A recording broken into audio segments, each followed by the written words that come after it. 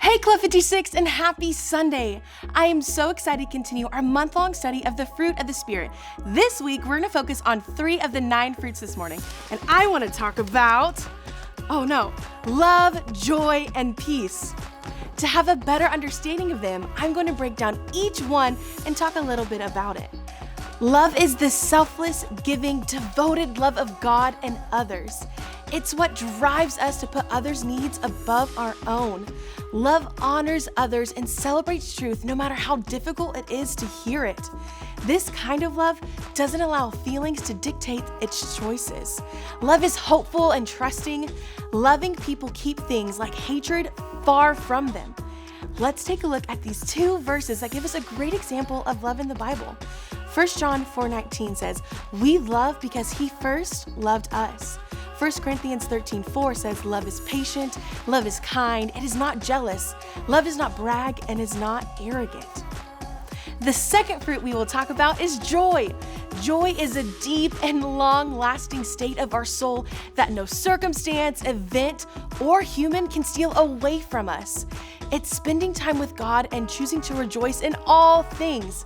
Because life and circumstances don't rule us, our mood swings become non-existent. This doesn't mean we are always in like a good mood, but we can remain in an unexplainable place of cheerfulness.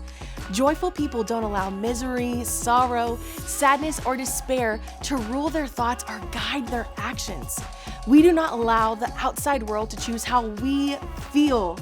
Let's take a look at these 2 verses that give us a great example of joy in the Bible.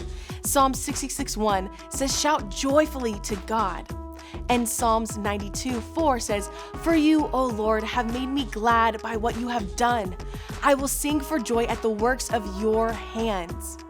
The last fruit we will talk about today is peace. Now, imagine peace is a deep well of confidence that God is who he is and that he will do what he says he will do. Peace comes from resting in the promises of God. It's choosing to work with others for a common goal instead of insisting on our own way, which is easier said than done.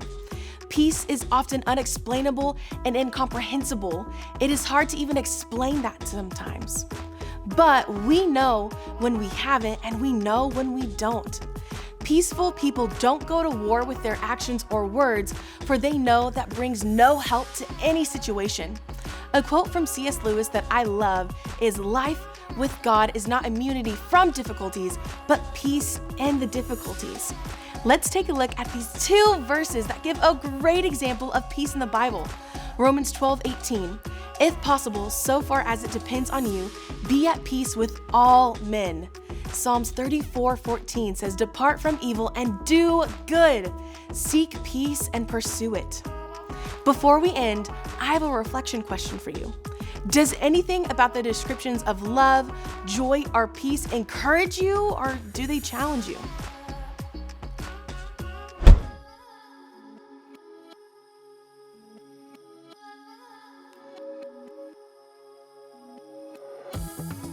On Sunday, November 22nd, we will have our first ever Club56 Friendsgiving.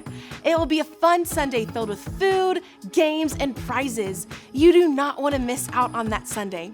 That's all I have for you this morning. I hope you guys are staying safe, enjoying the fall weather, and I'll see you all again next week.